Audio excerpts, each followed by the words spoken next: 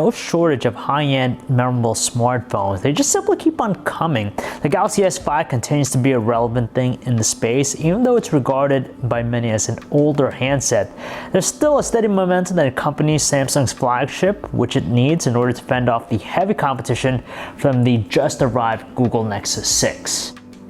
Plastic, there's nothing premium about it, but in this particular scenario, we prefer the Nexus 6 design. It just has a more pronounced and mature design language, and it's sturdier with its construction too. On the flip side, the compact size and water-resistant construction of the Galaxy S5 are things worth remembering too. Now, the Nexus 6 isn't about the bells and whistles, but we do like that it features dual front-firing speakers. As for the Galaxy S5, we know it's a Swiss Army knife of smartphones, seeing that it bears things like a fingerprint sensor, IR blaster, micro SD card slot, and even a removable battery.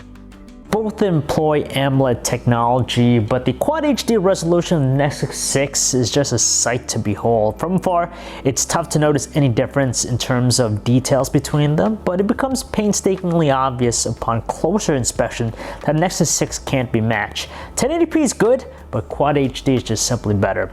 Now, seeing that they have AMOLED technology, the two displays bear pretty much the same qualities, like their wide viewing angles, their deep black color production, and their overly saturated color tones. Strangely though, not all AMOLEDs are made the same, since the Galaxy S5 has a distinct advantage with its 442 nit brightness, in contrast to the weaker tally of 270 nits with the Nexus 6.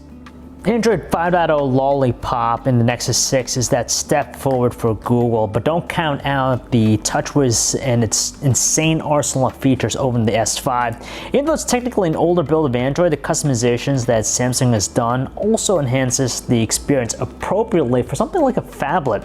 Lollipop, however, sports a better layout and presentation than TouchWiz, thanks partly to material design. It just has that modern touch that catches our attention, and on top of that, it comes with several new features that continue to expand Android's solid functionality. There's just more snappiness with the Nexus 6's performance, which is attributed to its newer Qualcomm Snapdragon 805 chip. Not to mention, the optimizations with Android 5.0 Lollipop also contribute to its smoother operation. While the Galaxy S5's Qualcomm Snapdragon 801 processor is still pretty great at handling all sorts of tasks, but it can't match the Nexus 6's finesse. From its dual front-firing speakers to the sheer size of its display, the Nexus 6 is an absolute joy for the multimedia consumption experience. Of course, it's the ideal thing for things like surfing the web, watching videos, and listening to music. Its speakers, in fact, delivers a potent 75 decibels of power, though it's kind of light on the bass. In contrast, the Galaxy S5 impressively puts out a stronger output of 81 decibels, which is accompanied with a slightly deeper tone. Superficially, it's pretty tough to declare a winner between the Nexus 6's 13 megapixel camera and the Galaxy S5's 16 megapixel one, just because their qualities closely match one another. When it comes down to it, however, we'll give a slight advantage to the Galaxy S5. It's just able to produce just a smidgen more detail with its camera, and that's pretty much about it. Under low light, neither one really produces results that are dramatically better than the other. However, we will mention that the Galaxy S5 shots are somewhat brighter lit, at the expense of having the same soft details as the Nexus 6. Now, both handsets are equipped to shoot video in up to 4K resolution, so that's 3840 by 2160 pixels. Again, their qualities are very similar, with the exception that the continuous autofocus with the Nexus 6 isn't as smooth in comparison to the Galaxy S5. Neither one really impresses us with call quality, but at the very least, we can handle conversations with some ease. They exhibit their own pleasant qualities, such as the static tones through the Nexus 6's earpiece and the muffled sound of the Galaxy S5.